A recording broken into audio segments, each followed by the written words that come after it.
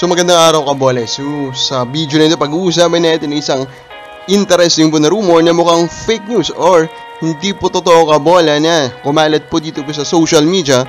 And NLEX Road Warriors just made a very interesting signing that is worth our time Kabole. So hindi pa nakasubscribe, pakipindot naman po yung subscription button. So of course I'm talking about Enoch Valdez of Lyceum Pirates Kabole, the 18th pick of the most recent draft. Pumirma na po siya with NLEX Road Warriors Kabole. Is the superstar of the Lyceum Pirates Kabole, who unfortunately twice to beat advantage po sila. Unfortunately hindi po nila yon na-keep kasi tinalo po sila ng San Beda. Pero Valdez gave it all. Valdez was amazing all throughout the season Kabole. He ended up averaging 15.1 points, 7.8 rebounds, 2.3 assists, 1.8 steals per game Kabole. So very interesting prospect para sa akin si Enoch Valdez. Although of course he is not that much of a shooter, that will be a weakness. They cannot rely with him po in terms of shooting at the first few seasons niya po siguro. But of course he can develop that just like the way Don Troliano did. Pero defensively dun talaga siya pwede mong asahan Kabole. Kasi ito nga po si Enoch Valdez actually is also the main stopper of ito nga pong Lyceum. So yun po yung maganda pong i-expect natin ngayon kay Enoch Valdez. Malamang makakakuha agad dito ng role, and I think NLEX is actually high about him Kabole. So tignan natin Kabole kung magde-develop siya into a star. Knowing nga po na itong si Kevin Alas na injured na naman, and basically that gives di naman ending, pero you cannot expect him Kabole to be the star of a championship team. Pero tignan natin, baka si Enoch Valdez naman po is kakayanin niya Kabole. Now, pag-usapan muna natin itong mga comments po sa recent po natin na post na video. Sabi po ni Albert Masangay, pwede na si Bolig sa TND. Sabi po ni Ariel Balabadan, ang tagal naman ng trade. Sige, go! Parehas naman silang shooter. Yun naman po yung sabi niya Kabole. Ang tagal, diba? Medyo madami ng buwan po ang lumipas. Wala pa tayong nakita po na bagong trade po sa PBA. Then, Alan Aison, di bibitawan ng SMC si Berto.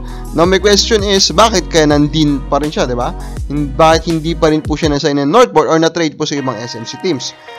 Kabole, and then, add niya po, kung ganun lang din, nababalik si Pringle sa Northport, one-on-one trade na lang ang Gin, Berto Sinebra, kaysa kay Parks. One-on-one trade ng Pringle for Berto. Look at the age, Kabole, hindi po yan patas. Speaking of Berto, siya talaga yung maging main focus pa ng discussion natin sa video na ito Kabole, kasi meron nga pong recent po Kabole na rumor na lumabas regarding him. In the rumor Kabole, ang sinasabi dito siya daw po ay maglalaro na for the Davao Occidental Tigers sa Philippines Super League President's Cup Kabole. So maraming mga fans siguro na taga Davao ang excited about this news Kabole, pero up to this point now hindi po yan na-confirm Kabole. Mukhang it is a fake news kasi may po pong lumabas po na post Kabole na message ata ni Berto Kabole, which is explaining Kabole na eto nga pong na post Kabole is just a rumor. Now Kabole, ang pag-uusapan natin, ano kaya po yung rason regardless kung totoo ito o hindi, kung bakit hanggang ngayon hindi pa po pumiperma or natitrade itong si Robert Bolick Kabole. What do you think is the reason? Ang unang isipin mo dyan, it is financial, di ba? Pero kung isipin mo din, yung kanyang hindi po pagperma ngayon is of course a financial distress din naman sa kanya Kabole, di ba? Kasi hindi siya sumusweldo. So if you think about that, I think hindi mo pwede talaga sabihin na financial po yung main na reason Kabole. Pero again, pwedeng isa siya, na minor reason pa rin naman kaya hindi pa po ito nakakabalik po sa PBA. Pangalawa, of course, ayaw niya lang na talagang maglaro po sa Northport. He is trying to push for a trade Kabole. Pero mapapaisip ka din, bakit po hindi nagaganap yung trade?